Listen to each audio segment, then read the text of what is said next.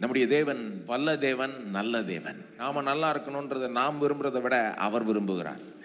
நீங்க நல்லா இருக்கணும், உங்க குடும்பம் நல்லா இருக்கணும், உயர்ந்து இருக்கணும், நீங்க வெற்றிகரமா வாழணுன்றது உங்களுடைய விருப்பம் மட்டும் நினைச்சுக்காதீங்க. அதை விட உங்களுடைய விருப்பம் தான். ஆனா நீங்க விரும்புறதை காட்டிலும் தேவன் விரும்புகிறார்.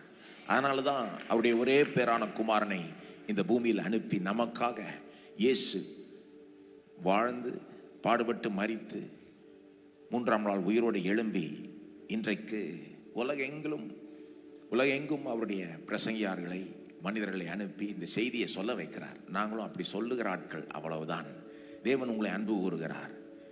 ஆகவே நீங்க எண்ணத்தின் வழியாக கடந்து போயிட்டு இருந்தாலும் கூட இன்றைக்கு நம்பிக்கை இழக்க தேவையில்லை, தைரியமா இருக்கலாம். ஏனென்றால் தேவன் உங்களை நேசிக்கிறார், உங்களை கண்ணோக்கி பார்க்கிறார். ஒருவேளை நீங்க எனக்கு இதெல்லாம் நடக்கலைங்கன்னு சொன்னீங்கன்னா பரவாயில்ல, சேற்றிலிருந்து தூக்கிட்டார், எங்கெங்க தூக்கிட்டார், இன்னும் கீழே தான் இருக்கிறேன்னு சொன்னீங்கன்னா பரவாயில்ல, தூக்குவார், நம்புங்க. நீங்க இத்தனை பேர் கை தட்டுறாங்கன்னா அப்படின்னா தூக்கியிருக்காருன்னு அர்த்தம். உங்களை தூக்கலைன்னா இனிமே தூக்குவார், நம்புங்க.